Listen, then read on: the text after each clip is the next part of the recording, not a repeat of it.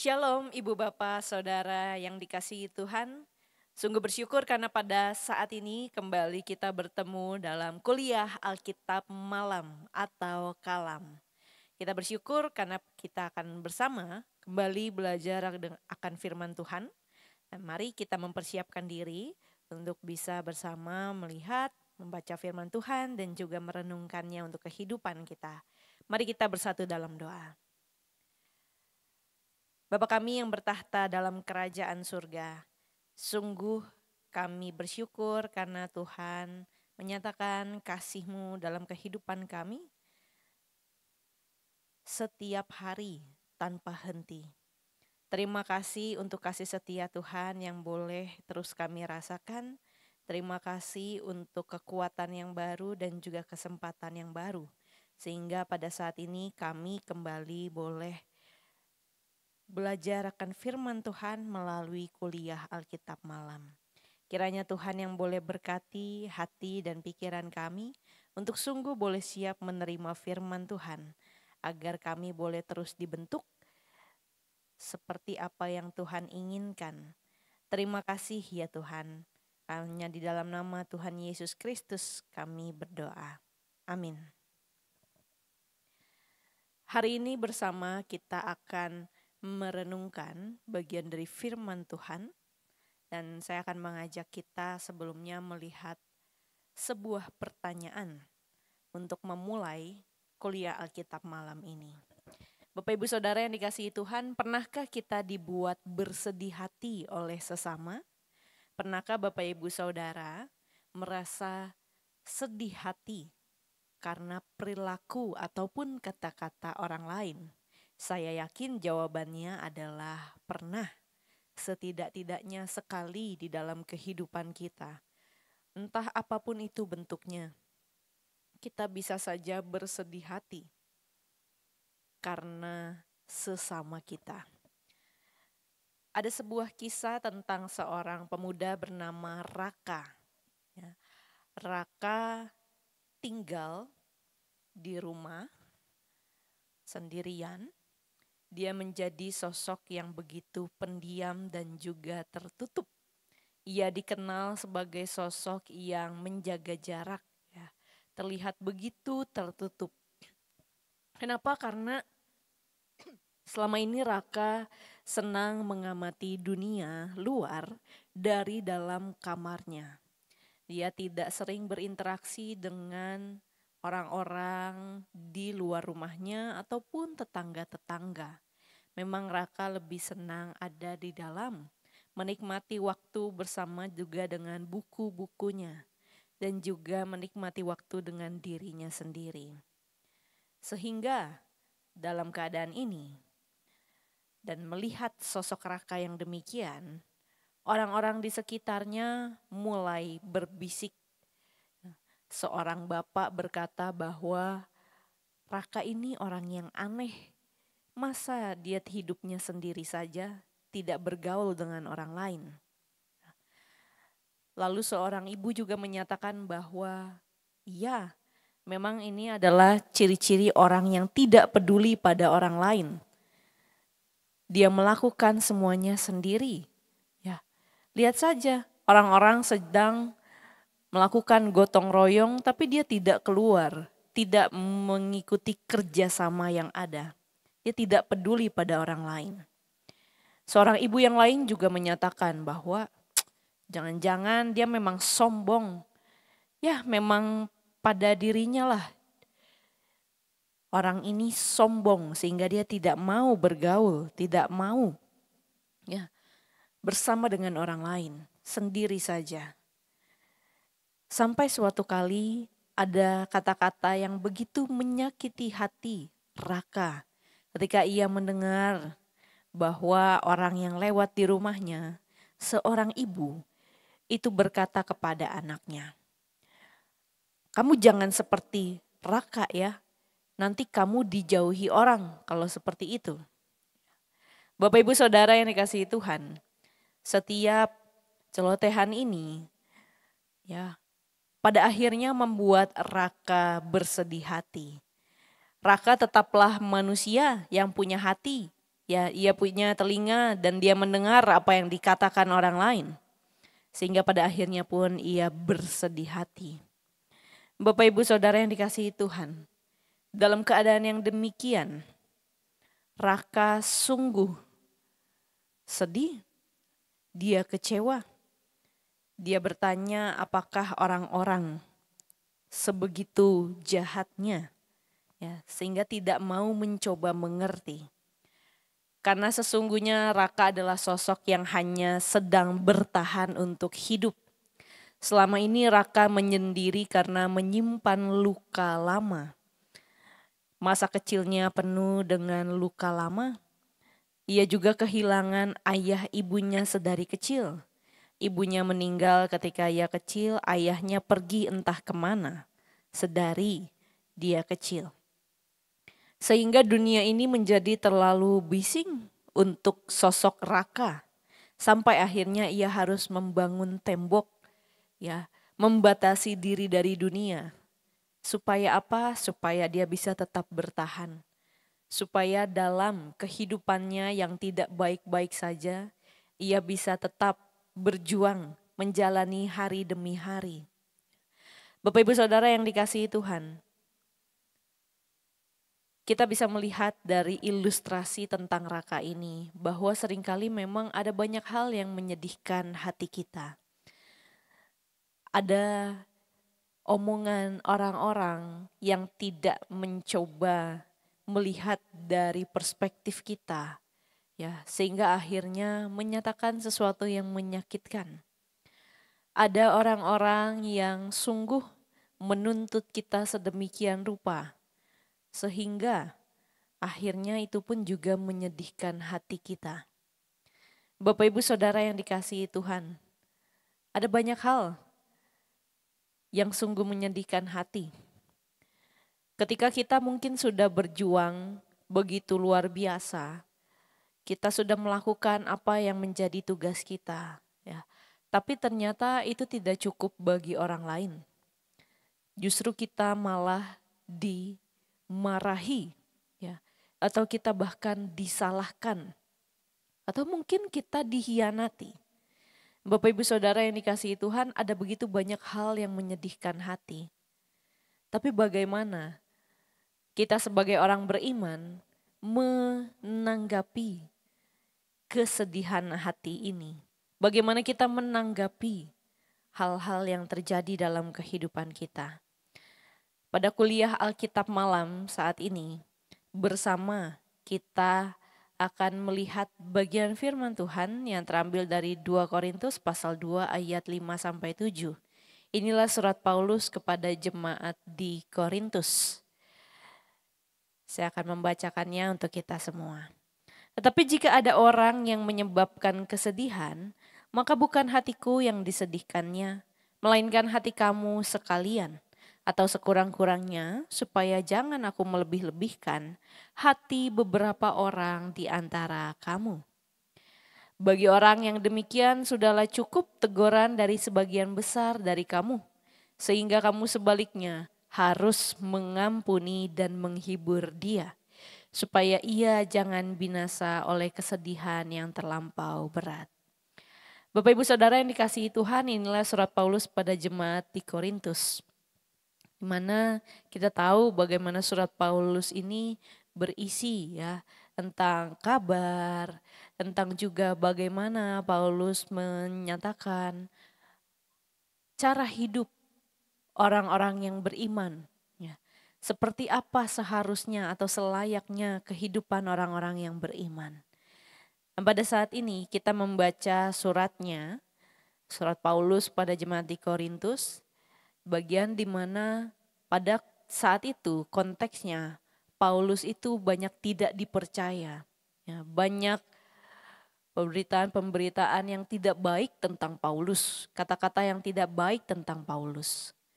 Dan pada saat ini kita melihat bagaimana Paulus menyampaikan pada jemaat di Korintus tentang menanggapi, ya, orang-orang yang menyebabkan kesedihan.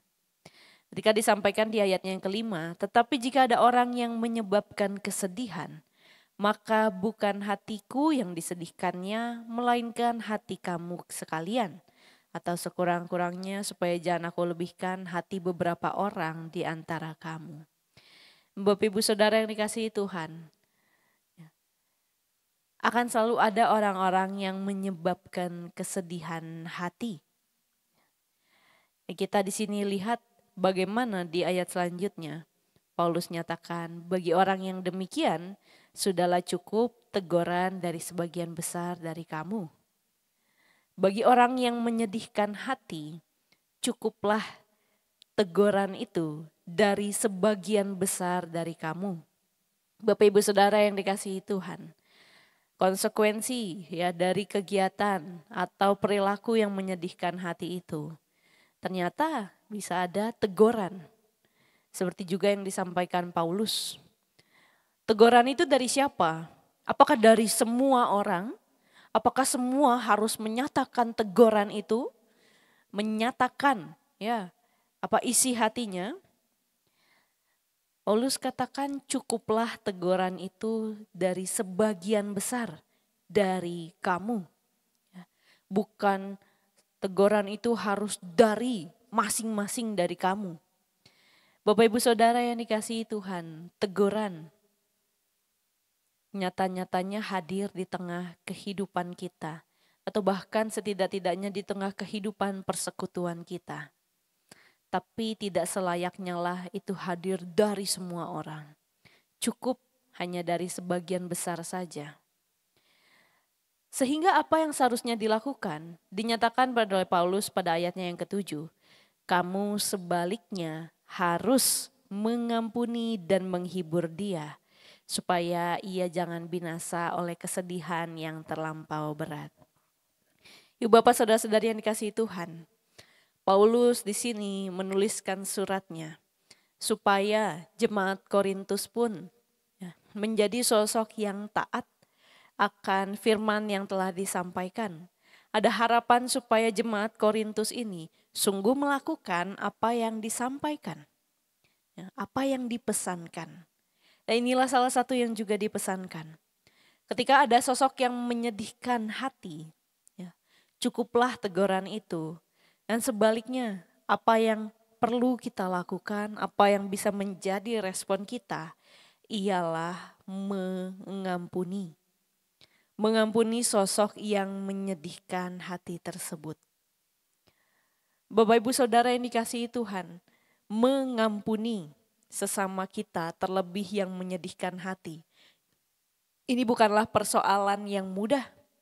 Apalagi ketika orang yang menyedihkan hati tersebut tidak pernah minta maaf kepada kita. Bapak Ibu Saudara, seringkali kita punya syarat. Kita baru bisa mengampuni. Semisal kalau dia minta maaf, dia sudah menyakiti, sudah menorehkan luka di hati saya. Dan itu masih membekas. Sehingga saya tidak bisa seperti biasa lagi menghadapi orang tersebut. Atau sehingga saya tidak bisa percaya lagi kepada orang tersebut. Karena sudah melukai hati saya, menyedihkan hati. Tapi Bapak Ibu Saudara yang dikasihi Tuhan. Pada saat ini dalam kuliah Alkitab malam, kita melihat pesan penting. Bagaimana selayaknya sebagai orang-orang yang beriman, kita punya respon untuk mengampuni. Mengampuni itu adalah sesuatu yang sudah selayaknya dan seharusnya dilakukan. Kapan kita mengampuni? Sekarang. Baik itu diminta ataupun tidak diminta. Kita diajak untuk mengampuni sekarang. Apa dasarnya kita diajak untuk mengampuni? Bapak Ibu Saudara yang dikasihi Tuhan, kita pun adalah sosok-sosok yang terlebih dahulu diampuni. Kita adalah sosok yang sudah merasakan kasih anugerah pengampunan itu dari Tuhan. Sehingga kita pun diajak untuk menyatakan kasih anugerah pengampunan itu kepada sesama kita. Baik diminta ataupun tidak. Apakah ini hal yang sulit? Sulit sekali Bapak Ibu Saudara. Tidak semudah yang dikatakan. Ketika kita harus berhadapan lagi dengan orang yang sungguh menyedihkan hati kita. Ya. Tapi kita diajak untuk mengampuni. Bapak Ibu Saudara yang dikasihi Tuhan, mengampuni atau pengampunan selayaknya dilakukan. Walaupun kita menyadari kepercayaan memang membutuhkan waktu. Ketika kita mengampuni tidak artinya kita langsung semerta-merta kita percaya kembali. Ketika mungkin kita ambil contoh selingkuh, ya, ketika pasangan kita selingkuh, ketika orang yang terdekat kita mengkhianati kita, mengecewakan kita sebegitu besarnya. Bapak Ibu Saudara yang dikasihi Tuhan, apa yang harus kita lakukan? Apa yang bisa kita kerjakan? Kita diajak untuk memproses perasaan itu. Dan juga pada akhirnya kita diajak untuk mengampuni. Tapi apakah artinya ketika kita mengampuni, kita memberikan lagi kepercayaan itu? Bapak Ibu Saudara belum tentu. Saya mengajak kita semua melihat bagaimana kepercayaan itu butuh waktu. Tapi pengampunan selayaknya dilakukan. Kenapa? Karena hanya dengan mengampunilah kita bisa mengurangi beban kehidupan dan juga hati kita yang begitu berat kita bawa kemana-mana. Hanya dengan mengampunilah kita bisa sungguh melanjutkan kehidupan yang Tuhan percayakan pada kita dengan hati yang lebih lega, dengan perasaan yang juga lebih penuh kasih. Bapak Ibu Saudara yang dikasihi Tuhan, saat ini kita diajak untuk mengampuni lebih sungguh. Mengampuni orang-orang yang menyakiti hati kita, mengampuni orang-orang yang menyedihkan hati kita, yang sudah mengecewakan kita, membohongi kita, ya, ataupun sudah mengkhianati kepercayaan kita. Ada begitu banyak hal-hal yang menyedihkan hati. Tapi pada saat ini bersama kita belajar untuk mau mengampuni. Seperti halnya Paulus sampaikan kepada jemaat di Korintus.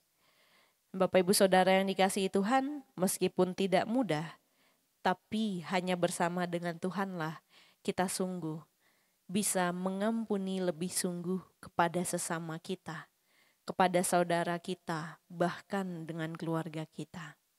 Untuk itu, selamat melanjutkan kehidupan di dalam Tuhan dengan terus belajar mengampuni lebih sungguh kepada sesama.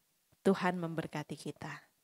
Saat ini saya ajak kita untuk berdoa menutup kuliah Alkitab malam. Mari kita bersatu dalam doa. Ya Tuhan, kami menyadari bagaimana dalam kehidupan kami seringkali ada hal-hal yang menyedihkan hati kami. Kami sebagai manusia tidak lepas dari salah. Kami sebagai manusia tidak sempurna sehingga kami saling menyakiti satu sama lain.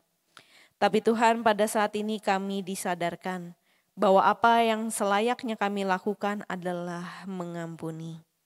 Mengampuni mereka yang mengecewakan kami. Mengampuni mereka yang sungguh menyedihkan hati kami. Tuhan, kami tahu ini bukanlah perkara yang mudah karena kami punya ego, hati kami juga ada ya Tuhan merasakan semua perasaan yang tidak menyenangkan itu.